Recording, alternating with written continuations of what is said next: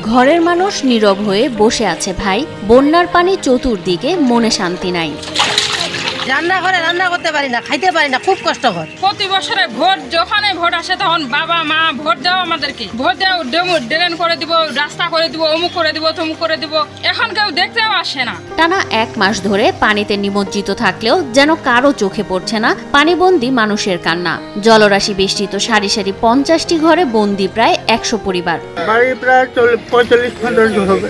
সবাই আমরা পানিতে কষ্ট করতেছি, পানি যাওয়ার রাস্তা নেই।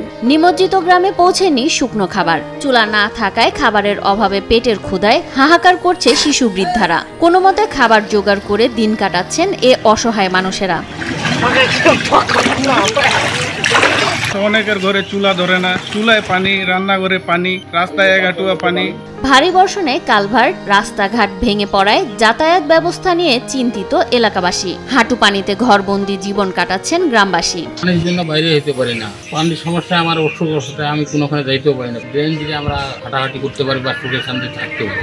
পৌরসভা এলাকার গ্রাম হলেও তবু টনক নড়ছে না পৌরসভা কর্তৃপক্ষের বলে অভিযোগ করেন স্থানীয়রা। বললো যে আমাদের রাস্তা করে দিবি, আমাদের রাস্তা করে দিচ্ছে না, পানিটা আমাদের এখানে কাটতে হয়, ড্রেন করতে হয়, সেটাও করতেছে না। আমরা এই যে পানিতে ডুবে আছি, 1 কেজি চাউল নেই আমাদের বাসায়। আমরা মেয়রের কাছে গেছিলাম, উনি আমাদেরকে কোনো পাত্তা দেননি, উল্টা আমাদেরকে অপমান করে তারা দিচ্ছে। এখন পর্যন্ত উনি আমাদের এই পাশে দেখতে আসে নাই। থই থই পানিতে রাতের আধারে সাপ বিচ্ছুর ভয়ে কাঁপছে গ্রামবাসী। শান্তির ঘুম যেন হারাম হয়ে গেছে পঞ্চগড় সদর উপজেলার পূর্ব জালাশী এলাকার হঠাৎপাড়া গ্রামবাসীর। বাড়ি ঘরে পানি ঢুকে, সাপের ভয় আছে এখান দিয়ে। আমাদের এখানে সাপ এবং পোকা মাকড়ের জন্য আমরা থাকতে পারি না, খুব আতঙ্কে আছি।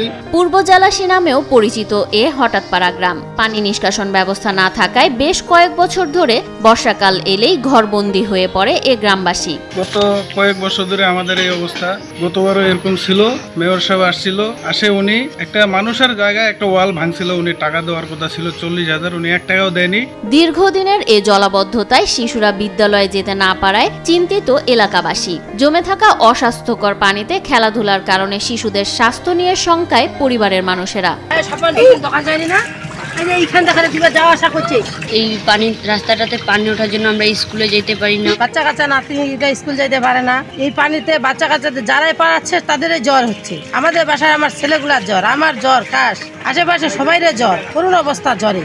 বেহাল দশায় থাকা গ্রামের জলাবদ্ধতা নিরসনে এবং পরিস্থিতির উন্নয়নে প্রয়োজনীয় ব্যবস্থা নেয়ার আশ্বাস দেন পঞ্চগড় সদর উপজেলার উপজেলা চেয়ারম্যান এস মোহাম্মদ শাহ নেওয়াজ প্রধান শুভ। আমরা চেষ্টা করছি যে সরকারি বরাদ্দগুলো রয়েছে, ত্রাণ মন্ত্রণালয়ের বরাদ্দগুলো রয়েছে, আমরা শুকনো খাবার তাদেরকে সরবরাহ করছি। এর বাইরে আমরা যেগুলো ব্রিজ এবং কালভার্ট যেগুলো ক্ষতিগ্রস্ত হয়েছে, ভেঙে গিয়েছে, আপাতত চলাচলের জন্য কাঠের সাঁকো করার জন্য উদ্যোগ গ্রহণ করেছি এবং কাঠের সাঁকো হয়ে গিয়েছে। 2-1 দিনের মধ্যে প্রায় এরকম 3টা জায়গায় কাঠের সাঁকো বসে যাবে।